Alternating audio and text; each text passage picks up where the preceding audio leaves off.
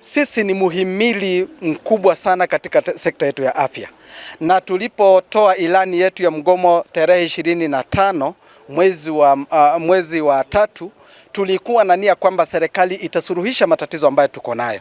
Tangia tumeenda kwenye ugatuzi, tumekuwa na migomo chungu nzima, na kila wakati ambapo tuna mgomo ni juu ya mambo ya mishahara haijalipwa ama imecheleweshwa, na mpaka kwa sasa hiyo ni moja ya hiyo, kwa sababu tuko na kaunti karibu 11 ambazo ziko na arrears za wanachama wetu hawajalipwa.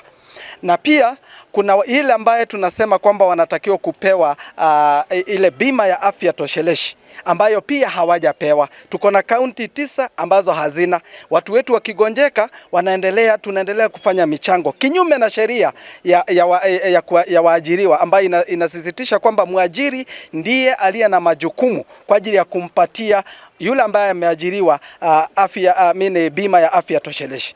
Wakati tulianza hii tulipewa ahadi ya kuwa tukimaliza miaka ya kwanza ile mitatu tutawekwa permanent and pensionable. Lakini baada ya hapo tena wakasema tufanye mwaka mmoja wakiendelea kupanga maneno ya permanent. Na sasa mwaka umeisha, tujapewa njia ambayo tujapewa mwelekeo ambao mahali tunayafaa kuelekea. Bado wanataka kutukandamiza na hii kandarasi ya miaka miwili ambayo tunapata shilingi 50,000 kwa karatasi, lakini unapata yenyewe ni 30,000.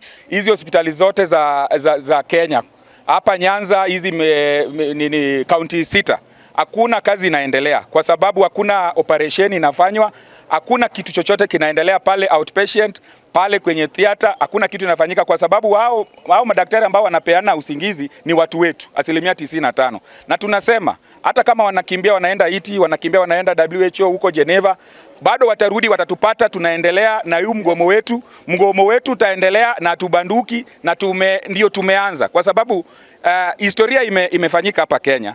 Ni mgomo wetu pekee ambao ni halali hapa duniani. Hakuna mgomo yoyote ambayo imewahi kuwa halali hapa duniani isipokuwa mgomo wa maafisa tabibu.